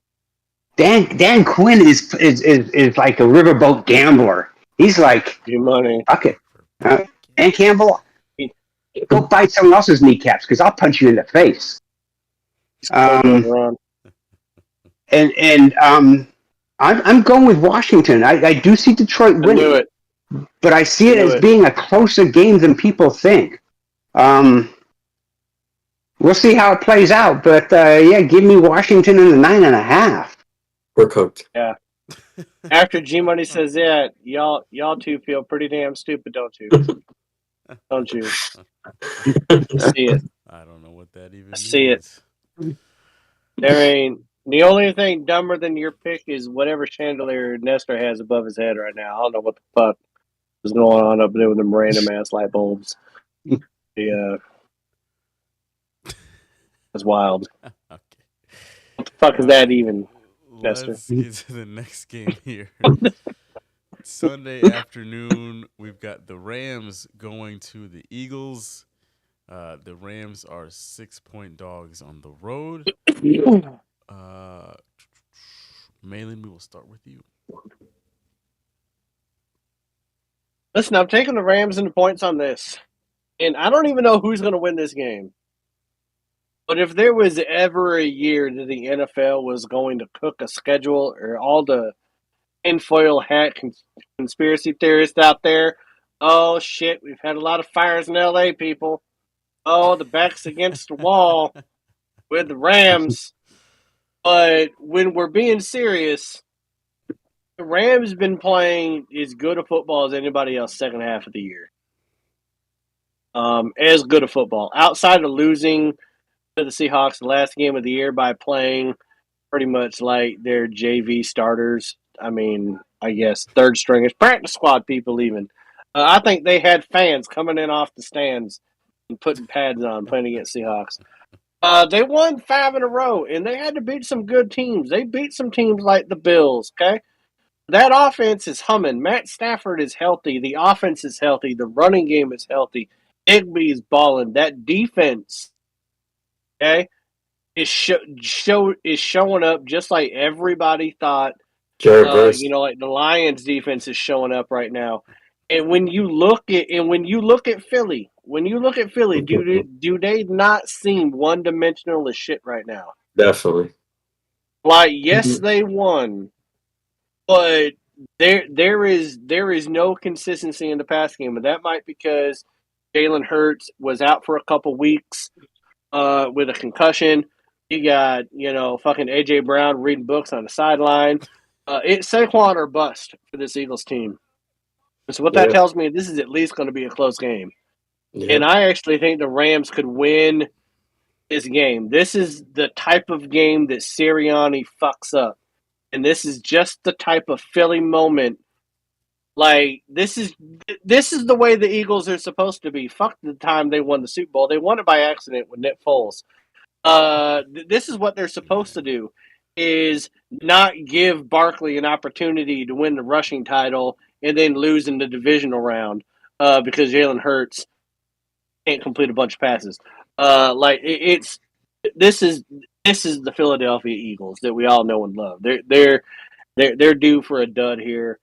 So if you're going to give the Rams 6 points, I'm going to take that all day long.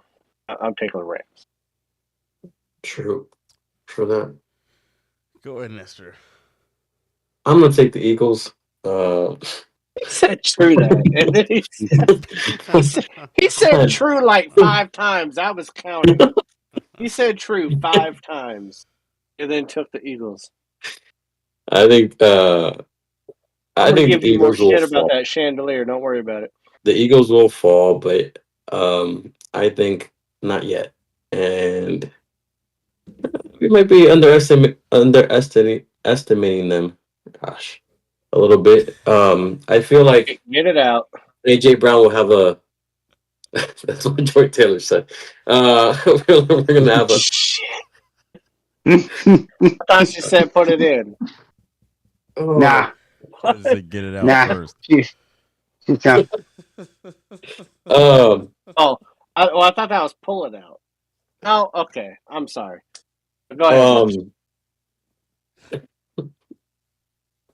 I feel like Philly's gonna do well this game.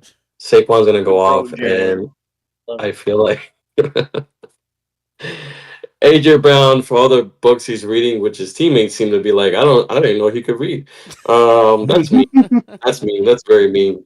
AJ Brown's an outstanding dude. I'm glad he's reading books and finding his way. So he's out there reading red fish, blue fish. Judy Blue. I trust this team, man. I don't know why, because they let me down a lot. You trust the Eagles? I trust them in this game. Let somebody. And you are. I just know they're not going to come out of crazy. Who knows actually, but I trust them in this game. Honestly. Think, I remember when the Dolphins beat the Rams and made them look like they were about what they are, actually, in my opinion. So, I think we're overselling the Rams game, honestly. The crazy thing for me, Nestor, right now is you saying you trust them. I don't even think the Eagles fan that was in a viral video calling a Packers fan, a female, the C word, that lost his job and was banned from every NFL stadium. I don't even think he trusts the Philadelphia Eagles. Like, the Eagles fan base doesn't trust this team. That's why they throw snowballs at Santa. They just know that misery is going to happen at some point. Well, so you're better than most Eagles fans. Wild. That's too much to say. Go ahead, G-Money. This is a rematch from Week 11, right? Where the Eagles won 37-20. They rushed for 314 yards. Jalen Hurts threw for 179 and a touchdown. You know, you kind of look at that and you go, okay, the Rams' defense has gotten better. I mean, you saw that last week, but and I think that Jalen Hurts is just a step above Sam Darnold. I mean, if I was putting him in the top 20, he'd be like number 13 as far as quarterbacks go. I mean, would I want him on my team? Probably not. I mean, I want like a Lamar Jackson, Mahomes, Josh Allen. You know, you want someone who's more dynamic, and I think Jalen is more kind of one dimensional. That being said, I like the Rams. I mean, I'm going to take the Rams. I'm going to take the Rams in 6 points. I love it. I love all of these picks, and I want to apologize to Nestor specifically here because I'm going to actually agree with him. And I'm doing this very intentionally. If there is one team that I would like to see get bounced up out of here, it is the Eagles. So my logic is I'm going to pick them again to cover 6 points. And if I'm wrong, I will be overjoyed. So Oh, the Packers, if they had any semblance of sense, they would have won that game last week because that was a perfect opportunity. But they were also very banged up. This week, though, hey, if the Rams can somehow pull this off, and I'm not going to lie, I'll be fucking mad if they lose, but they come within 6 points. But that's neither here nor there. Rams, please just upset them. Please, please. So I'm going to take the Eagles, cover 6 points. Simple as that. All right, last game. The big one, we've got the Ravens at the Bills. This is Sunday at 6:30. The Ravens are 1-point favorites on the road here. And I think we are at Nestor. This is easy. Give me the Bills. I think the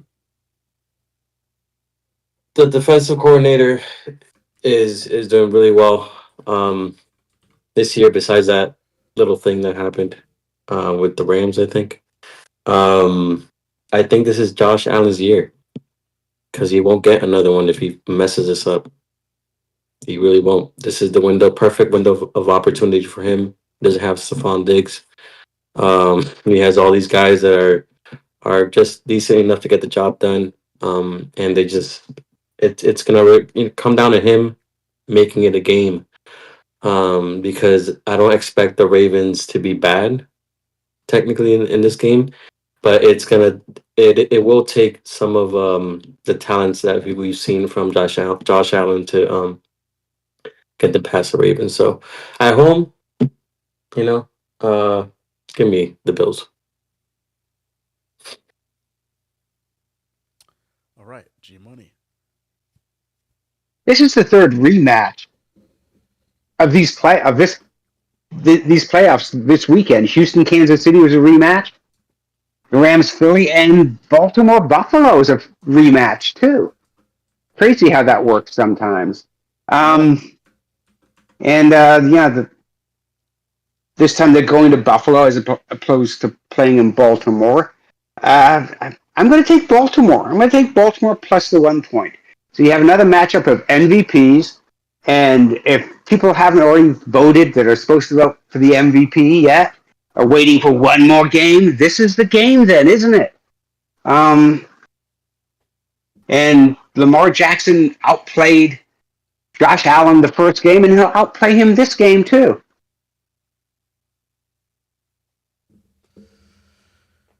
This is the toughest one out of them all for me. Pick'em game, both very good teams. I am going to take the Ravens on the road here to cover the 1 point because I just really, really like Lamar Jackson, and that's all it comes down to me. I think that the Bills are a bit more of the reliable team, but listen, Lamar Jackson kind of needs this game for his legacy, so to speak. I mean, that's the thing. Both these quarterbacks need this game. It's so hard when it comes down to it because they're both in this position right now where it's like, hey, this is gonna kind of define your career and or at least bring it to the next chapter. And how are you gonna do that? But at this point, I'm gonna take Lamar Jackson and the Ravens. That run game. The thing is with them, they just gotta stay in the game. Like if they get down big or by like a touchdown or two, I think it's case for them because the way that they play is just they can't play from behind big time. The Bills, however, I think they can play from literally anywhere. But as long as the Ravens are just in this game within a one possession game at all times, I'd like them to win this outright. So give me the Ravens. I think ahead, Malin. the loser's not going to hear the end of it all off season. Not at all. Here's the crazy take I have on this game, guys. And I shared this with G Money earlier in the week. We were talking about it on Monday. I think there's going to be one game out of these four where it's not even going to be close. And I think one team is going to blow the other out. And I really think it's going to be the Baltimore-Buffalo game. I don't think it's going to be a close game. I think either Baltimore is going to blow the shit out of Buffalo, or Buffalo is going to blow out Baltimore. I don't see this being a close game just because whenever we have this type of hype, right, like one team lays an egg. And for me personally, I don't see Buffalo laying this egg. I think that they can put up points on any team. Yes, they laid an egg back in September, 35-10 against Baltimore. That's fine. Well, what has Baltimore done since September? Oh, yeah, that's right. They lost to the Browns, and they lost to Pittsburgh 18-16. Yeah, they put up 19 points against Philly, and then they played the Giants, a bad Pittsburgh team, an average Houston team, and then Cleveland. Like they put up good points against them. I just feel like there's something different about this Buffalo team this year. I really do. I'm going to take Buffalo. And like I said, I think one of these teams is going to get blown out. And to me, it's kind of 50-50 on which one's going to get blown out. So I'm going to go ahead and go Buffalo. I could be completely wrong because it's kind of a pick 'em. But I just think that there were times in the second half of the year where Gary was getting some losses in fantasy because the Ravens offense just didn't click. And there hasn't really been a time to where the Buffalo's offense hasn't really clicked over the last couple months. Like they've always been pretty consistent. And this might be one of those games where I'm kind of thinking that Baltimore's offense isn't going to be clicking. So I'm going to go ahead and take Buffalo. It'll be completely wrong. Like you said, it's the hardest one out of the whole thing, Jalen. So we'll see. But I think this is going to be the least entertaining game out of all of them because it's supposed to be the best. So I think one of these teams is going to blow out the other. I just have a feeling about this game. They're just going to be a blowout by like 18 or 20 points by one team or the other. All right. So to recap, June and Malin are taking the Texans to come within the 8.5. Myself, G Money, Nestor taking the Chiefs to cover. June, Malin, and G Money are taking the Commanders in the 9.5 points, with just myself and Nestor to take the Lions to cover. Then we got the Rams and the Eagles. Me and Nestor taking the Eagles to cover the 6 points. The rest of you guys taking the Rams and the 6 points. And then me and June taking the Ravens to cover in Buffalo, while G Money, Nestor, and Malin are taking the Bills plus the 1 point at home. Does that all sound accurate? Wait, who's taking the Bills? Me and who? G Money and Malin. Oh shit. Oh, sorry, Nestor. You bad. All right. Well, that's going to do it for this week's episode, folks. Hey, next week we'll be down to just 4 teams left. It's going to be Are we introducing NBA next week? Yeah. Or are we next just week going to will be write out football? first Okay, week we'll of introduce NBA. All right, Pucker catch up up. on your NBA, fellas, because it's fucking wild out there. It is. Fucking Cavs are out there doing crazy shit. Yeah. We want to thank you all for watching, listening. G Money, thank you for joining us. June, thank you for joining us earlier. We will talk to you all next Wednesday. Have a good week, and we will see you all for 223.